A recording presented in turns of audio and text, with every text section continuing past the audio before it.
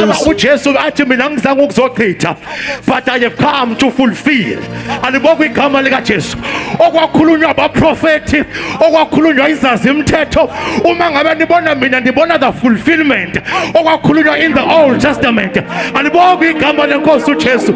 Athi Genesis 3:15 athi inzalo yowesifazane iyawuphoboza ikhanda lenyoka. Bavele bathatha isiphambano bayosibeka endaweni ekuthiwa yikhanda. Wayingasamile endaweni ekuthiwa yikhanda nje, kodwa wayisame ekhanda likaSathane.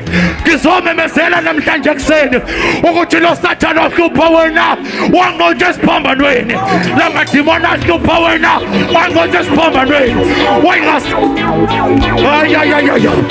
Wayingasamile noma yikuphi. Abanye babebona intaba kodwa wema ekhanda likaSathane.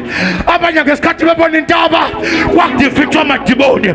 Abanye ngesikhathi bebona intaba kwakudifitha your depression. Abanye ngesikhathi bebona intaba kwakudifitha your poverty. Abanye ngesikhathi bebona intaba kwakudifitha zonke into.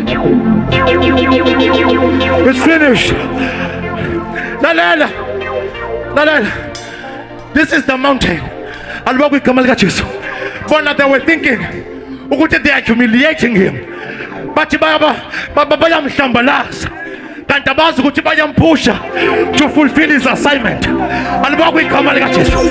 Unayo lento uNkulunkulu yokuthi avele sathi apha izinto kube sengathi uyashayeka, kanti ngalesikhathi uzobuya ngamandla. Alibonga igama lika Jesu. Bake bamthatha uSamsoni bamkhipha amehlo, bathi Samsoni sidansele, kanti thatha setup uzobuya ngamandla. Ngizomemezela namhlanje ukuthi it is finished. Nobe phansi ubuya ngamandla, nobe lahliwe ubuya ngamandla, nobe la